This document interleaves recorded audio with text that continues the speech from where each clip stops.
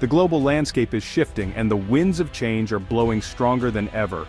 Tensions between the world's two largest economies, the United States and China, have reached a boiling point, creating ripples that are felt across the globe. This isn't just a trade dispute, it's a high-stakes battle for economic and technological dominance, with potentially devastating consequences for the entire world. The stakes are higher than ever, and the outcome could reshape the global order. At the heart of this conflict lies a fundamental disagreement over trade practices, intellectual property rights, and national security. These issues are not just about economics, they touch on the very sovereignty and future of both nations. The United States accuses China of unfair trade practices, including intellectual property theft and forced technology transfers. These accusations have led to a series of retaliatory measures that have only intensified the conflict. China, on the other hand, views the United States' actions as an attempt to contain its rise as a global power. From Beijing's perspective, these measures are seen as a direct challenge to its sovereignty and its right to develop. This trade war, which began in 2018 under the Trump administration, has continued under President Biden, albeit with a more measured approach. The strategies may differ, but the underlying tensions remain the same.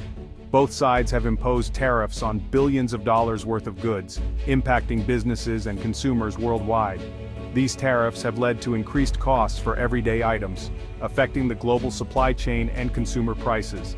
The conflict has escalated beyond tariffs, with both nations taking aim at each other's critical industries and seeking to forge new alliances.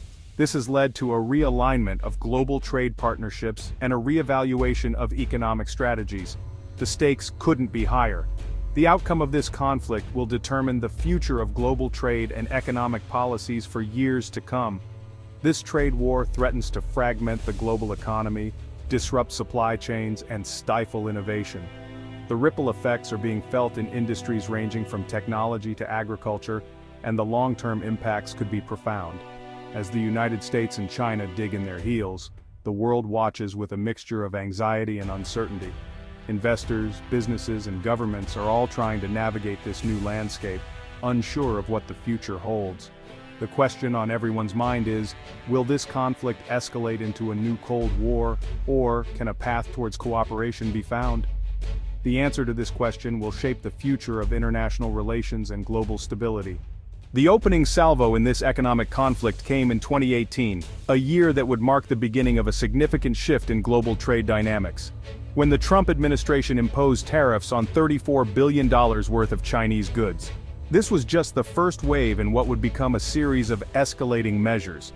This aggressive move aimed at pressuring China to change its trade practices marked a significant departure from decades of United States trade policy. It was a bold strategy, one that sought to address long-standing grievances. The Trump administration argued that these tariffs were necessary to protect American jobs and intellectual property.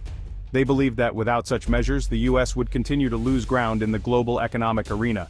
They accused China of engaging in unfair trade practices, such as dumping cheap goods on the United States market, which they claimed was harming American businesses and workers, and forcing American companies to hand over valuable technology as a condition of doing business in China.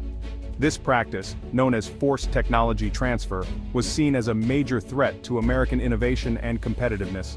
China retaliated swiftly, imposing tariffs of its own on American goods. This was a clear signal that China would not be bullied into submission and was prepared to defend its economic interests. This tit-for-tat exchange of tariffs escalated rapidly, with both sides eventually imposing tariffs on hundreds of billions of dollars worth of goods. The stakes were high, and the economic consequences were becoming increasingly severe.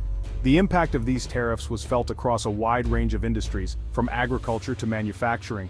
No sector was left untouched, and the ripple effects were felt throughout the global supply chain. American farmers, for example, saw their exports of soybeans and other crops to China plummet. This was a devastating blow to an industry that relied heavily on the Chinese market. Chinese manufacturers, facing higher costs for American components, were forced to raise prices or absorb losses. This put significant pressure on their profit margins and threatened their competitiveness. The tariffs inflicted pain on both sides of the Pacific, but neither side seemed willing to back down. The trade war had become a test of wills, with each country determined to emerge victorious, no matter the cost. When President Biden took office in 2021, many hoped he would take a softer stance on China, However, the Biden administration has largely continued the Trump administration's trade policies, albeit with a more strategic and multilateral approach. While Biden has acknowledged the harm caused by some of the tariffs, he has also maintained that China needs to address the underlying issues that led to the trade war. His administration is focused on working with allies to pressure China to adopt fairer trade practices and respect intellectual property rights. The Biden administration has also implemented new policies aimed at competing with China in key technological areas. This includes increased investment in domestic semiconductor manufacturing and restrictions on Chinese companies' access to American technology. The Biden administration's approach to China is characterized by a combination of competition and cooperation. They are willing to work with China on issues of mutual interest such as climate change, but they are also prepared to confront China when necessary to protect American interests. As the trade war has dragged on, China has become increasingly assertive in using its economic leverage to counter the United States' actions. This economic tug-of-war has seen both nations employing various strategies to gain the upper hand, but China's approach has been particularly noteworthy. One of China's most potent weapons in this economic conflict is its dominance in the production and processing of critical minerals. These minerals are not just any resources. They are the backbone of modern technology and industry. Critical minerals such as rare earth elements are indispensable in the manufacturing of high-tech devices and advanced machinery. Lithium and cobalt are also crucial. These elements are vital for the production of batteries, which power everything from smartphones to electric vehicles. These minerals are essential components in a wide range of modern technologies, including smartphones, electric vehicles, and military hardware. Without them, the production of these technologies would come to a grinding halt.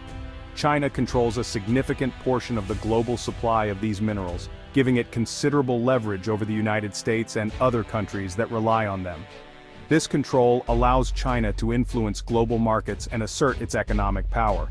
In recent years, China has shown a willingness to use its control over critical minerals as a bargaining chip in its trade disputes. This strategy has been a key element in its broader economic policy. For example, China has imposed export restrictions on rare earth elements in the past, causing concern among manufacturers who rely on these materials. These restrictions have led to significant disruptions in supply chains and increased costs for manufacturers. China's dominance in critical minerals poses a significant challenge to the United States and its allies. This dominance is not just an economic issue, but also a strategic one, as it affects national security and technological advancement.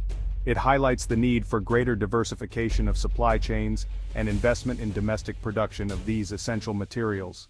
Diversifying supply chains would reduce dependence on any single country and mitigate risks associated with supply disruptions. The United States has recognized this vulnerability and has begun taking steps to reduce its dependence on China for critical minerals. Efforts include investing in domestic mining operations, developing alternative sources of these minerals, and fostering international partnerships to secure a stable supply chain.